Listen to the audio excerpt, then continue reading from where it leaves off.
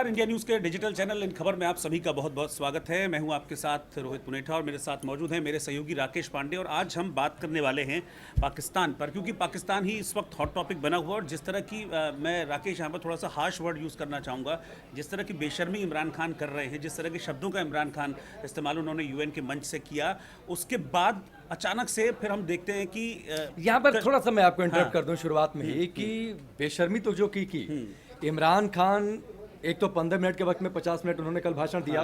दूसरी बात है किसी मुल्क के प्रधानमंत्री के तौर पर नहीं, वो कट्टरपंथ इस्लामिक धर्मगुरु की तरह बोल रहे थे।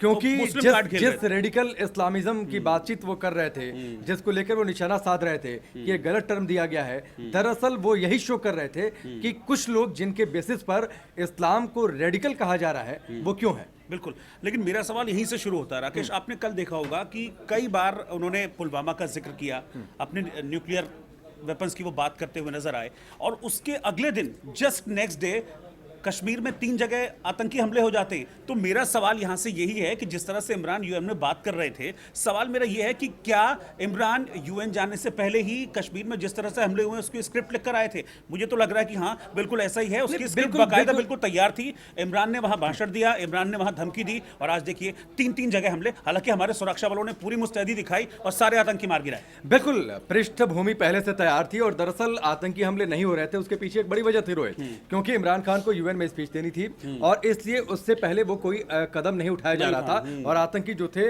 जिनकी घुसपैठ हो चुकी थी कुछ आतंकियों की, उनको निर्देश शायद इस बात का था कि अभी आप रुकिए, इमरान खान UN में बोलेंगे, उसके बाद हमले होंगे। और देखिए इमरान ने पूरी तरीके से पृष्ठभूमि तैयार कर दी। वो जानते हैं, क्योंकि आप देखिए जिस मुल्क की स्टेट पॉलिसी में टेररिज्म हो, टेररिज्म एक वेपन के तौर पर इस्तेमाल किया जाता हो, वो टेररिज्म को छोड़ कैसे सकता है।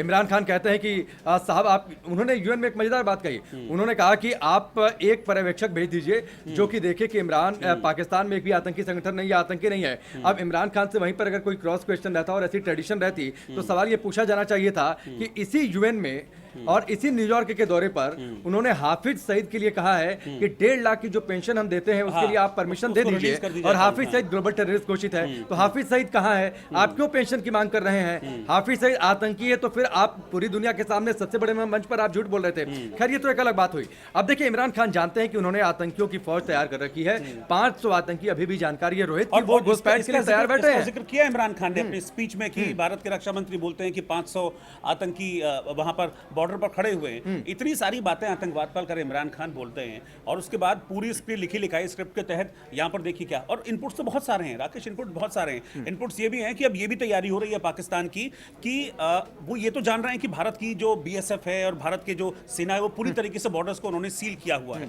तो अब तैयारी क्या हो रही है, जैसे कि इनपुट्स हमारे सुरक्षा एजेंसियों के मिल रहे हैं, उसमें यह है कि अब पाकिस्तान इतनी बेशर्मी पे आ गया है कि जो POK में जो लोग रह रहे हैं, अब उनको फ्रंट लाइन बना के उनके पीछे अपने सिपाही छुपा रहे हैं। दो चीजें, ह्यूमन शील्ड इसको कहा जाता है, और ये किसी भी सेना द्वारा किया जाने वाला सबसे निंदनीय और घृणित काम है। जब मुजफ्फराबाद में रैली कर रहे थे सितंबर के शुरुआत में, आपको याद होगा उन्होंने लोगों से कहा था कि कब आपको जाना है मैं बताऊंगा। इमरान खान ने UN में क्या कहा? ब्लड बाथ होगा। ब्लड बाथ क्यों होगा साहब? ब्लड बाथ क्यों होगा? अगर सेनाएं आमने सामने की जंग लड़ती हैं और उसमें अगर सैनिक शहीद होते हैं तो ब्लड बाथ तो आप उसे कहेंगे नहीं, सैनिक शहीद हुए। ब्लड बाथ मतलब निर्दोष नागरिक। निर्दोष नागरिक कौन? जो आप या तो सीमा के इस पार आप जो मोर्टार और गोले बरसाते हैं रिहायशी इलाकों में, एक या तो वो कृत हो गया, दूसरा ये अब उसको तो वो ब्लड बाथ का नाम नहीं देंगे। इसका मतलब सीधी तौर पर जो उन्होंने मुजफ्फराबाद में कहा था कि ह्यूमन शील्ड बनाएंगे, सेना के आगे लोगों को खड़ा करेंगे ताकि भारतीय सेना इधर से कोई कार्रवाई ना कर पाए, और अगर करे तो पूरे विश्व में पाकिस्तान ये मैसेज देने की कोशिश करे कि निर्दोष लोगों पर गोले और बम बरसा रही है भारतीय सेना। बिल्कुल, यही बात कि वो मुस्लिमों के मसीहा, मुस्लिमों के रहनुमा बनने की कोशिश कर रहे हैं, लेकिन उन्हीं के खून से होली खेलकर। आप देखिए ना किस तरह की हरकतें वहां पर हो रही हैं, क्योंकि कल UN में उन्होंने बहुत बार मुस्लिमों का जिक्र किया। उन्होंने कहा कि कश्मीर में सब इसलिए हो रहा है क्योंकि वहां मुस्लिम रहते हैं। मैंने आपको तो पूरा मुस्लिम कार्ड वो खेलते रहे। आपको मैंने शुरुआत में इंटरप्ट क्यों किया? किसी मुल्क के प्रधानमंत्री के तौर पर नहीं, कट्टरपंथी इस्लामिक धर्मगुरु की तरह बोल रहे थे इमरान खान, इसीलिए मैंने आपको इंटरप्ट किया। शुरुआत में 30 से ज्यादा मिनट तक, कुल 50 मिनट का भाषण, 30 से 35 मिनट के आसपास उन्होंने भारत कश्मीर का जिक्र किया और करीब 15 से 20 मिनट इस्लाम के बारे में दुनिया को उपदेश देते रहे। क्या वो मंच था कि किसी धर्म विशेष का प्रचार करिए? क्या वो मंच था कि किसी धर्म विशेष के बारे में आप दुनिया को बताइए? वो मंच ये इस बात का था कि आप दुनिया के लिए क्या कर सकते हैं, एक मुल्क के तौर पर आप दुनिया के विकास में क्या योगदान दे सकते हैं, दुनिया को क्या बेहतर दिशा दिखा सकते हैं, जो कि प्रधानमंत्री मोदी ने किया ग्लोबल लीडर अच्छा, के तौर लेकिन पर नजर आए। एक चीज और है, एक चीज बहुत, अब इसको हम इत्तेफाक कहें या फिर मैं वही वर्ड इस्तेमाल करूं कि सोची समझी साजिश, क्योंकि आपको याद होगा कि पहले भी इमरान खान कह चुके हैं और उन्होंने यूएन से भी ये बोला था कि जैसे ही कर्फ्यू हटेगा, जैसे ही ढील होगी, वहां पर ब्लडबाथ होगी, वहां पर खून बहेगा सड़कों पर। अब आप इत्तेफाक देखिए कि आज ही कश्मीर के 105 थाना इलाकों से कुछ पाबंदियां हटाई गई हैं, वहां पर दिन के समय ढील दी गई है, और आप देखिए आज ही इस तरह का, और आज ही इस तरह का एक बात और समझना चाहिए, जो इमरान खान ये कह रहे थे कि वहां के लोगों का सपोर्ट नहीं है। आप सोचिए जो बटौत की घटना है उसका खुलासा कैसे हुआ। आतंकियों ने एक बस को रोकने की कोशिश की, बस ड्राइवर कहां का था, बस ड्राइवर तेजी में बस आगे लेकर गया और सेना की जो चौकी थी वहां पर इन्फॉर्म किया कि साहब पीछे आतंकी हैं। हाँ। उसके बाद उस पूरे इलाके में सर्च ऑपरेशन शुरू किया गया। तो ये समझना चाहिए कि लोग क्या है, ठीक है मुट्ठी भर कुछ लोग ऐसे हो सकते हैं जो कि पाकिस्तान परस्त हो सकते हैं, पाकिस्तान की भाषा बोलते हैं जिसमें अलगाववादी वहां के हैं, और काफी लोगों को वहां से हटाया जा चुका है, लेकिन मैक्सिमम जो जनता है वहां की वो शांति चाहती है। ये घटना इस बात को साबित करती है। ये भी देखिए कि हमारी सेना ने कितने अच्छे तरीके से इस ऑपरेशन को अंजाम दिया।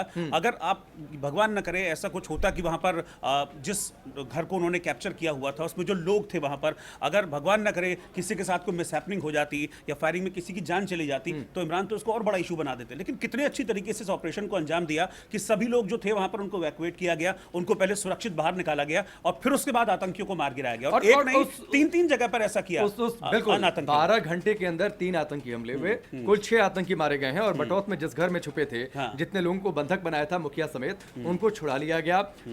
आतंकी जो थे उनको मार गिराया गया, और उसके बाद वहां पर जो सेना के जवान थे, रोहित आपने वो तस्वीरें देखी होंगी, रोमांचित करने वाली तस्वीरें हैं, रोंगटे खड़े करने वाली तस्वीरें हैं। वो तस्वीरें भारतीय सेना के जवानों के जय जयकार की, और निश्चित तौर पर घाटी में इस तरीके की जय जयकार आतंकियों को दहलाएगी। आप आतंक को पालने पोसने वाले जो इक्के दुक्के लोग हैं उनको ये सोचने पर मजबूर करेगी कि देखिए ये जो ऑपरेशन चल रहा है ये ऑपरेशन उनके खिलाफ है, और अगर आप नहीं सुधरेंगे और अगर आतंक का रास्ता नहीं छोड़ते हैं, जो आतंकी वहां पर बैठे हुए हैं और सामने अगर आते हैं तो उन्हें गोलियों से भुना जाएगा, इसके अलावा कोई विकल्प नहीं। बिल्कुल, तो ये सीधी चेतावनी हमारे सेनाध्यक्ष पहले भी दे चुके हैं, रक्षा मंत्री पहले भी दे चुके हैं कि कितनी भी हेटरेट स्पीच दे ले इमरान खान, कितना भी बातें यूएन के मंच से या भ्रम या प्रोपेगेंडा करने की कोशिश कर लें, लेकिन अगर इस तरह की हिमाकत की इमरान खान ने या इस तरह की हिमाकत की पाकिस्तान परस्त आतंकियों ने, तो उनका यही अंजाम होगा जो कि आज हमारे सेना के जवानों ने इन आतंकियों का किया। 6 आतंकियों को मार गिराया गया। नमस्कार।